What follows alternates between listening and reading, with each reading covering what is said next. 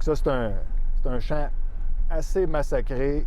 Le massacre dans les champs de VegPro International, c'est l'eau qui en est responsable. Le sol s'est saturé, il n'y avait plus d'air.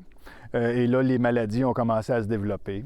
Puis là, les plants ont tombé un après l'autre. Des épinards gâchés, des jeunes pousses impossibles à récolter. C'est un exemple de produit qui est perdu. VegPro International a beau être un des plus grands producteurs maraîchers au pays, les intempéries à répétition auront d'importantes répercussions sur toutes ces cultures.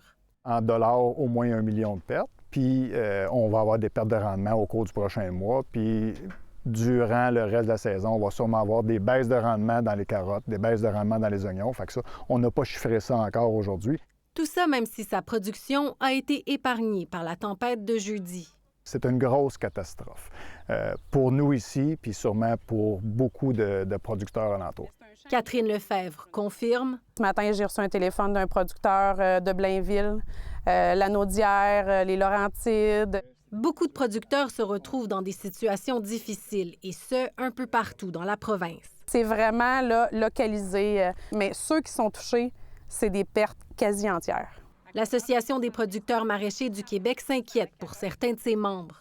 Je sens vraiment beaucoup de détresse chez les productrices et producteurs. On n'a jamais vécu ça, des intempéries comme ça, à ce temps-ci de l'année, aussi grand que ça. Surtout que l'assurance récolte ne couvre pas suffisamment les pertes. Certaines productions ne sont même pas assurables.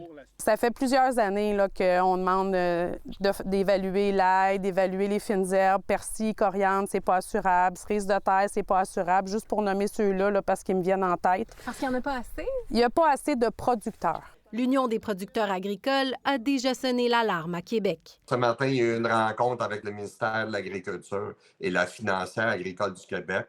On va être en attente d'un soutien gouvernemental. Entre-temps, les producteurs comme Gaël et Catherine espèrent en avoir terminé avec le trop-plein d'eau. Ici Jacques-Audrey Charbonneau, Radio-Canada, Sherrington.